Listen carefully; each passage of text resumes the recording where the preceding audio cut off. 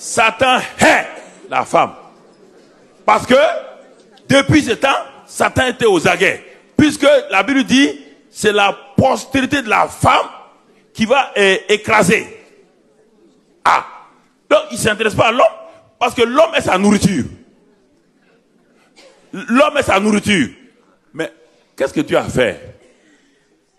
Dieu a mis la femme pour protéger cet homme-là, pour qu'il ne soit pas mangé par Satan. La femme est devenue la couverture, le bouclier. Et si vous regardez bien dans la Bible, pourquoi Dieu n'a pas enlevé la femme du pied de l'homme? Parce que l'homme ne doit jamais piétiner la femme. Pourquoi il n'a pas enlevé, écoutez très bien, Dieu n'a pas enlevé la femme de la tête, de l'os de la tête, parce qu'elle ne doit pas être la tête, mais la côte. Et si vous regardez naturellement votre côte, sans vos côtes, vos poumons, vos cœurs seront exposés. Donc la côte, c'est la sécurité des organes vitaux de l'homme.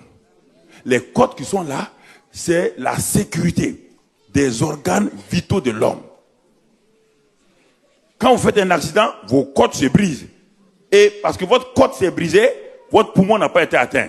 Votre cœur n'a pas été atteint. Mais si vous enlevez ces côtes-là, dès que vous faites accident, la première chose que vous atteignez, c'est les poumons, c'est le cœur, et vous êtes en problème. Donc c'est pourquoi la femme est la sécurité de l'homme. Il est sa côte. Regardons ici, frères et sœurs, regardons la parole de Dieu. Donc, si nous comprenons ces vérités, nous ne devons pas être extrémistes à droite, ni à gauche. Nous devons être équilibrés.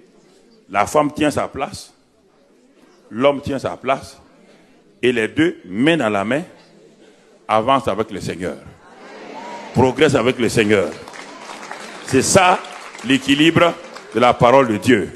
Ne prenons pas ce que nous vivons, ne prenons pas nos expériences ne sont pas un critère pour Dieu. C'est la parole de Dieu qui est un critère.